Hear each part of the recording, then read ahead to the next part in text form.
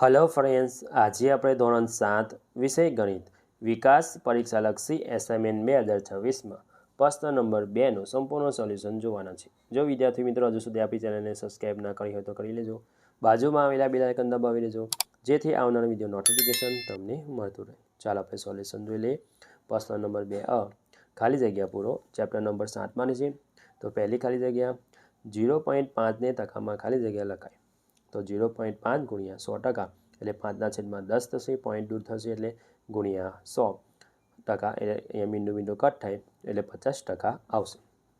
બીજું, 60 વિદ્યાર્થીઓ વર્ગમાં 24 વિદ્યાર્થીઓ પાસે સાયકલ છે. તે ખાલી જગ્યા ટકા વિદ્યાર્થીઓ પાસે સાયકલ છે. તો 60 વિદ્યાર્થીઓ પાસે 100% સાયકલ છે. તો 24 વિદ્યાર્થીઓ માટે કેટલી? તો 24 ગુણ્યા 100/60 તો 40% આવશે. ત્રીજું, ચોરસનો ચોથો ભાગ એટલે ખાલી જગ્યા ટકા. તો 100/4 25 ગુણ્યા 4 4 અહીંયા કટ થાય તો 4% આવશે.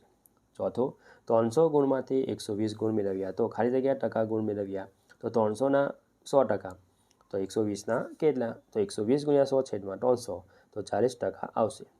પાંચમું, 3/4 એટલે ખાલી જગ્યા ટકા. તો 3/4 ગુણ્યા 100% એટલે 3/4 ગુણ્યા 25 ગુણ્યા 4 4 અહીંયા કટ થાય એટલે 25 તાલી 75% આવશે. આગળ છઠ્ઠું, 1/2 એટલે ખાલી જગ્યા ટકા. તો 1/2 ગુણ્યા 100% તો 1/2 ગુણ્યા 50 ગુણ્યા 2 2 કટ થાય તો 50% આવશે. સાતમું, 23% એટલે અપૂર્ણાંકમાં ખાલી જગ્યા લખાય. તો 23% એટલે 23/100 લખાય. આઠમું, જે અપૂર્ણાંકનો છેદ 100 હોય તો તેને ખાલી જગ્યા કહેવાય. તો જવાબ આવશે ટકા કહેવાય. ચેપ્ટર નંબર 10માંથી પહેલી ખાલી જગ્યા, જો x બરાબર 1 હોય તો 2x² વત્તા 4ની કિંમત ખાલી જગ્યા થાય. તો 2x² વત્તા 4 તો x બરાબર 1 મૂકતા તો 2 કૌંસમાં 1/2 વત્તા 4 તો 2 1/2 એટલે 1 2 એકા 2 વત્તા 4 એટલે 6 થશે. બીજું, 7x ઓછા 5y વત્તા 3x ઓછા 6yનું સાદુરૂપ આપો થાય. તો 7x વત્તા 3x એટલે 10x ઓછા 5y ઓછા 6y ઓછા ઓછા કરવાનું વત્તા એટલે 11y મોટા પદની નિશાની એટલે માઇનસ આવશે એટલે 10x ઓછા 11y આવશે. ત્રીજું, x yનો વર્ગના અવયવ ખાલી જગ્યા છે. તો x ગુણ્યા yની 2 ઘાત છે એટલે y ગુણ્યા y થશે એટલે 2 વખત લખવાનું. ચોથું, 5x અને ઓછા 6x ખાલી જગ્યા પદ છે. તો જવાબ આવશે અહીંયા સજાતીય પદ છે. પાંચમું, 4x² y અને 4xy² એ ખાલી જગ્યા પદ છે. તો વિજાતીય પદ છે. છઠ્ઠું, જે બહુકોણમાં 3 પદ હોય તેને ખાલી જગ્યા કહેવાય છે. તો ત્રિપદી કહેવાય છે. સાતમું, જે બહુપદીમાં 2 પદ હોય તેને ખાલી જગ્યા કહેવાય છે. તો દ્વિપદી કહેવાય છે. આઠમું, જે બહુપદીમાં એક જ પદ હોય તેને એક પદ કહેવાય છે. એકપદી પદ કહેવાય. ચેપ્ટર નંબર 11માંથી પહેલું છે 2/5 અને 5/2 ખાલી જગ્યાની કિંમત વધુ છે. તો 2/5 એટલે 32 થશે અને 5/2 એટલે થશે 25 થશે એટલે 2/5ની કિંમત વધુ છે. બીજું, 2n બરાબર 16 હોય તો n બરાબર ખાલી જગ્યા. તો 2n બરાબર 16 તો 2n બરાબર 2/4 તો n બરાબર 4 થશે. ત્રીજું, a/m ગુણ્યા a/n બરાબર ખાલી જગ્યા. તો આધાર સરખા ઘાતકોનો થશે સરવાળો તો a/m વત્તા n આવશે. ચોથું, n ની 0 ઘાત તો હંમેશા 0 ઘાત હોય તો હંમેશા 1 જવાબ આવે. પાંચમું, 5ની 6 ઘાતમાં ઘાત ખાલી જગ્યા છે. તો 5ની 6 ઘાતમાં 6 ઘાત છે અને 5 આધાર છે. છઠ્ઠું, 3ની 9 ઘાત આધાર ખાલી જગ્યા છે. તો 3 એ આધાર છે તો અહીંયા ઘાત કઈ થશે? 9 થશે. સાતમું, 6નો ઘન ખાલી જગ્યા લખાય. તો 6ની 3 ઘાત આ રીતે લખાય. આઠમું, 3 ગુણ્યા 3 ગુણ્યા 3 ગુણ્યા 3ને ટૂંકમાં ખાલી જગ્યા ઘાત સ્વરૂપે લખાય. તો 3ની 4 ઘાત. ચેપ્ટર નંબર 12માંથી ચતુષ્કોણની ખાલી જગ્યા સમમિતિ રેખા હોય છે. જવાબ આવશે 0. બીજું, અર્ધ પરિભ્રમણીય એટલે ખાલી જગ્યા પરિભ્રમણ કોણ 180. અંગ્રેજી મૂળાક્ષર ઈની પરિભ્રમણીય સમમિતિનો ક્રમ ખાલી જગ્યા હોય છે. જવાબ આવશે 1. ચોથું, અંગ્રેજી મૂળાક્ષર ઝેડને ખાલી જગ્યા સમમિતિ રેખા હોય છે. તો 0 છે. પાંચમું, વર્તુળની સમમિતિની રેખાઓ ખાલી જગ્યા હોય છે. તો અસંખ્ય.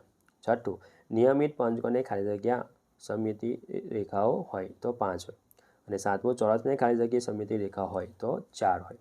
આઠમું, સમબાજુ ત્રિકોણ ખાલી જગ્યા સમમિતિ રેખાઓ હોય છે. તો જવાબ આવશે 3. ચેપ્ટર નંબર 13માંથી પહેલું છે સમઘનની ખાલી જગ્યા દર હોય છે તો 12 હોય છે. સમઘનની ખાલી જગ્યા શિરોબિંદુ હોય છે તો 8 હોય છે. ત્રીજું ચોરસ એ ખાલી જગ્યા આકૃતિ છે તો દ્વિપરિમાણીય છે. ચોથું સમઘન એ ખાલી જગ્યા વર્તુળ છે તો ત્રિપરિમાણીય છે. પાંચમું ખાલી જગ્યાની બાજુને ખૂણા હોતા નથી તો વર્તુળને ખૂણા હોતા નથી. છઠ્ઠું શંકુની ખાલી જગ્યા સપાટી હોય છે તો 2 સપાટી હોય છે. સાતમું લંબઘનની ખાલી જગ્યા સપાટી હોય છે તો 6 હોય છે. આઠમું લંબઘનની ખાલી જગ્યા ધર હોય છે તો જવાબ આવશે 12 ધર હોય છે. ચેપ્ટર નંબર 8માંથી છે એટલે પ્રશ્ન નંબર 2 છે માંગ્યા મુજબ કરો. તો પહેલું જોઈ લઈએ પ્રમાણિક સ્વરૂપમાં લખો. તો પહેલું -24/32 તો -8 × 3 અને અહીંયા થશે 4 × 8 8 કટ થાય તો -3/4 આવશે. બીજું -36/24 તો -12 × 3 12 × 2 12 કટ થાય તો -3/2. ત્રીજું -45/30 તો -15 × 3 15 × 2 15 કટ થાય તો -3/2. ચોથું -60/75 તો -15 × 4 15 × 5 15 અહીંયા કટ થાય તો -4/5 આવશે. બીજું આપેલી સમય સંખ્યા વચ્ચે આવતી બે સમય સંખ્યાઓ લખો. તો પહેલું છે -1/2 અને -2/3. તો -1/2 × 3 વડે ગુણાકાર કરતા એટલે છેદ સરખો કરતા પહેલાં તો -3/6 અને -2 × 3 એટલે 2 વડે ગુણાકાર -4/6.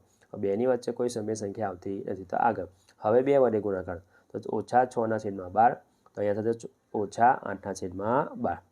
હજુ પણ 2 નહીં આવતો -7/12 જ આવે છે 2 જોઈએ છે આપણે. તો હવે 3 વડે ગુણાકાર કરીશું તો -9/18 અને -12/18. તો બે સમય સંખ્યાઓ -10/18 અને -10/18 અને -11/18 છે. બીજું જોઈ લઈએ -4/5 અને -2/3. તો પહેલાં છેદ સરખો કરતા આ બાજુ 3 વડે ગુણાકાર થશે અને આ બાજુ 5 વડે. તો -4/5 × 3 × 3 છેદમાં તો -12/15 -2/3 તો ×5/5 એટલે 5 × 10 5 × 15. તો હવે 2 વડે ફરી વખત ગુણાકાર કરીશું કારણ કે 2 સંખ્યા આવતી નહીં એટલે વચ્ચે તો -12/15 એટલે 12 × 24 -24/30 અને આ બધું થશે -20/30. તો બે સંખ્યાઓ કઈ છે -21/30 અને -22/30.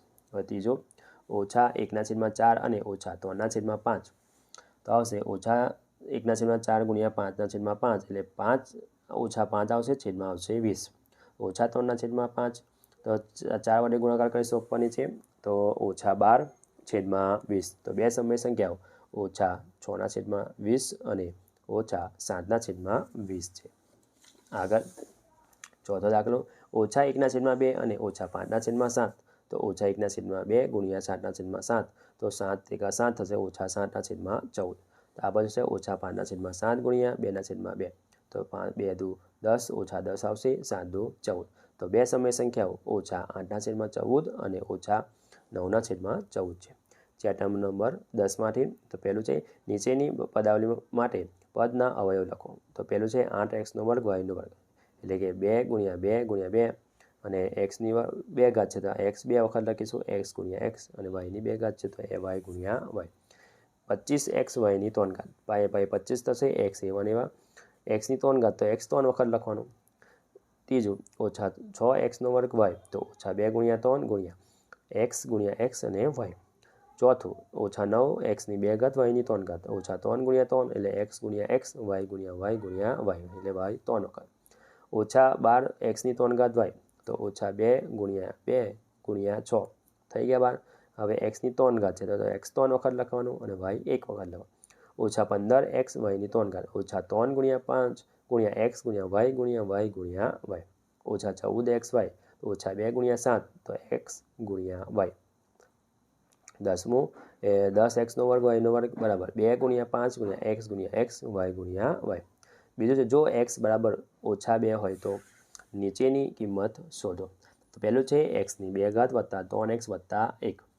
તો x બરાબર -2 મૂકતા તો માટે x છે ત્યાં -2 મૂકીશું. -2 આખાની 2 ઘાત વત્તા 3 -2 વત્તા 1 એટલે -2ની 2 ઘાત થશે 4 -6 વત્તા 1 તો આપણે -1 આવશે. એ રીતે બીજો એક્સની 2 ઘાત ઓછા 2x ઓછા 1 x બરાબર ઓછા 2 મૂકતા તો ઓછા 2ની 2 ઘાત ઓછા 2 આવશે એક્સની જગ્યા પર ઓછા 1 તો 2 ઓછા 2ની 2 ઘાત એટલે 4 વત્તા 4 ઓછા 1 તો 1 8માંથી 1 જશે એટલે 7 આવશે.